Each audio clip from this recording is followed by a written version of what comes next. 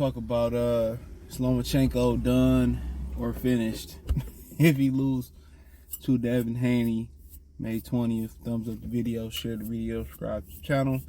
Next for our button is the bell icon button. Hit all notifications, increase your chance get notifications. We go live or drop a video, okay?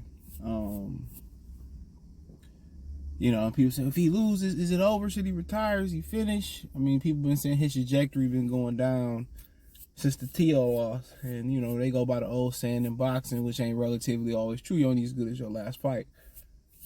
You know, box rec. And even the fight, only tell you half the story or some of the story. You know, I thought this was the case he could have beat Teofimo Lopez, but you got to understand, too, I watched it, you know, live on Lion Killer joint without the sound on. So I didn't have no sound. And whatever you got to understand, too, about not hearing the commentary, it's a different experience in the majority of fights. It's a different experience. I say it again, it's a different experience. You know, when you hear the commentary, they naturally sway you one type of way. When you watching the fight on your own and you listening to it, it's different. Trust me. So, you know, but yeah, people watch the commentary, it sways people's opinion. That's what they supposed to do. They pay, and they do a very good job. Most of them sway your opinion. I thought that fight was close enough for him to almost win that fight. And I told him that when I was in Las Vegas when I seen him. All right. But nonetheless, no, it's not done. He can always hide behind the excuse, I'm old. But he can always hide behind the excuse of, I'm small. You know, I can go down and weight and be effective. And he can go down and weight. Ain't nothing at 130 at all. Sheik Foster, he just became a free agent. More than likely, he probably going to be trying to chase some money at 35 himself. He was calling out Shakur Stevenson before he got his title shot. And Shakur vacated. So more than likely, it's best for him to probably get in the mix at 35 and make some money. But if you want to stay at 130 unified, I mean, you know, maybe Top Rank can sign Sheik Foster and they can build him up. But maybe you could do a Foster and, you know, Adam Lopez, Oscar Valdez type winner. You know, maybe you can get, you know, feed, you know, Sheik Foster to Miguel Burchett. I seen Burchett was on social media running. So maybe you can introduce him to Top Rank that way. You know, see what him and Lomachenko can, you know, can build up. Maybe they get half the division, he get half the division. Or Valdez, Burchett, Sheik Foster, they try to get half of the division. Loma get half of the division, and you still undisputed at 130. That's the only thing I could really see, to be honest. You know, but it's probably better for Sheik to probably, you know, that's a great option, but to get up there with the brothers and make some money there. But hey, you know, depending on how comfortable he is at 130. If he's perfectly comfortable, you know, that's probably the best plan. But yeah, no, it ain't over with for him. No. He gon', you know, they gonna, you know, move him down in weight. They might be a little bit more fluid now into doing the Gary Russell Lomachenko rematch. The Leo Santa Cruz fight. You might start seeing more and more of that. You might see Brandon Figueroa. You might see Stephen Fulton. The New way he may move down or, you know, kind of maneuver and fight those guys now. So, no, he's a name.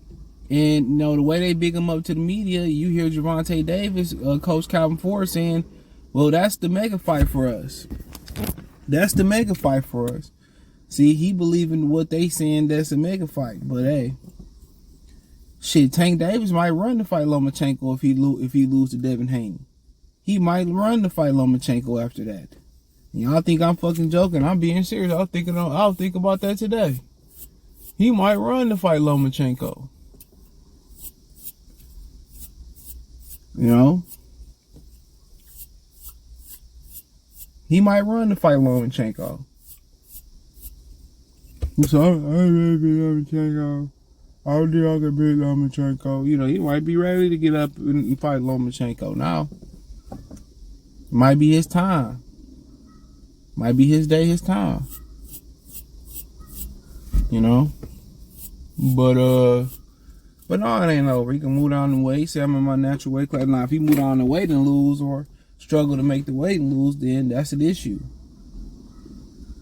That's a huge issue. Then, you could say, is this the end? Then you could start saying, go on over to the retirement place and close the door. Come on and open my place. And close the door, motherfucker. Fuck, turn off the lights. Close that retirement door and go sit your ass down and eat rice pudding and play chess and checkers. Yeah, buddy, it's over then. But no, if you lose Saturday, even if you get ramshacked, which I think this is gonna be a close competitive fight. I keep telling people that. And I know boxing, it's gonna be a close competitive fight. It's gonna everything, even shit that ain't competitive in boxing, it's debatable. Oh, look at his glove, or he was dirty, or he was this. I don't think this gonna be no easy walk in the park for Devin Haney. I don't look at size and reach and height being that big of an advantage like people do. To me, Devin Haney seeking out this challenge, it might come back in hindsight to be a fucking mistake. I'm more concerned about his weight cut than him being taller or rangier than Lomachenko. And if the weight is good, I think it's damn near dead heat, honestly. I think it's damn near dead heat, man. I can make a case for both guys, but if Lomachenko truly old and Devin truly drained, I don't know what to believe. Only know on fight night. But if Loma lose, hell no, they gonna spin it. He outside his weight class, when it came to other fighters like Floyd, they wanted him to go up and fight Triple G if you're truly great, even though he had already climbed, 30, 35, 40, 47, 54. He climbed 5 weight classes. They wanted him to climb a 6 just to see him lose. But, when it comes to Lomachenko, they asked him to go to a 4th weight class at 140. It's a problem. No logic being needed here. Like when Floyd jumped 5. He said he can't even hold walking around at 160. Y'all say Lomachenko so great. Okay, what's the 4th to Lomachenko? He said, this is like, Rigondeaux fight, but I'm Rigondeaux and Haney's Lomachenko. They trying to spin this shit. He said, I'm an underdog. I'm an old man. I'm smart. That's, and that's one of the things that might be going missing in this situation. I'm not saying he has an issue with pressure, but everything is different when the pressure is on. There is no pressure on Lomachenko. He's expected to lose. He can go out there and fight fluid. Now, some people are better in pressure situations, believe it or not. Some people, you might see somebody go 0 for 20 from the field, but then again, in crunch time, hey, we know we still giving the ball, he gonna come through. Jason Tatum was monkey balls in that game 6 versus the 76ers. But when the 4th quarter came, it was his time to shine. Shining light for you to see. He was shining. Some pressure, some people, the bigger the moment, the better they play. A lot what goes with that is, a lot of guys are able just to focus in. It's kind of like, I don't know how many people ever, got into a fight. For real. Some of you niggas ain't never got into a fight. Sometimes, you get nerves. But when it's on, like, when adrenaline start kicking and it's on, you ain't, real talk, you in survival mode. I think I said this the other day. Your adrenaline rushing. You ain't got time to be nervous. But some people get in certain moments and they nervous. Some people in the biggest moments become more focused. And some people need those moments to hone in and be focused and break through, to be honest. And a lot of people, they don't master them type of moments. And a lot of this goes out into the social world of things. These dudes, are great on social media with women. They can text, they can do all that, this, that, and the third. I suck at texting when it comes to that. But when you get them in a social atmosphere to go talk to a random girl, or shit, that same girl you was DMing on the internet, they don't know how to do it. They don't know icebreakers. They don't know how to chop it up. They don't know how to do little things to kind of like break the ice and all that shit. They don't know how to do it. But ain't no pressure on. They money. When they're on the internet, you know, a lot of niggas talk tough on the internet. They just say what they want to say, type what they want to type, put videos. But I remember it was a dude who was on the gas station talking shit on live. Y'all niggas saw y'all could do nothing, right? And he in the gas station, whatever, talking shit. And these niggas pull up. And boy, did they pull up. He started to try to recant everything he said. Shit, man. He was shook as hell. We seen who was lying in, but yeah.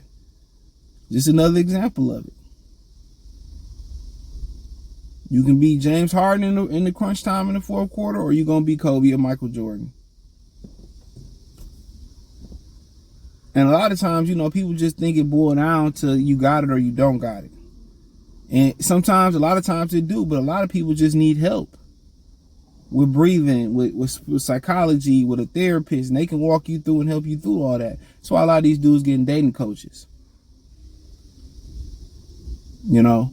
And like I said, I ain't knocking nobody seeking, you know, third party or therapy or whatever. I still get advice on the internet. I don't know how to do something at the crib. Hey, let me see if I can do it. Ain't nothing wrong with that, honestly. You know, it's always good to get a different perspective or different ideas. But especially in today's wild ass dating world, I don't blame them. A lot of people think it's something wrong with them, but in actuality, it ain't. It's just fucked up. You know? But yeah, it ain't over for dog. They'll find a way to spin it. Now, if he move down and lose another fight directly after this one or lose 2 in a row, or if he can't, hey, look here, if he can't drop weight for real, he got to stay at 35, then I'll probably say it might be the end. But do I see the loss of Devin Haney being the beginning of the end? They're going to build him back up. I don't think it's even the beginning. So that's my humble opinion. Let me know what you girls and guys think. Thumbs up the video, share the video, subscribe to the channel. The subscribe button is the bell icon button. Hit all notifications, increase your chance to get notifications. We go live or drop video.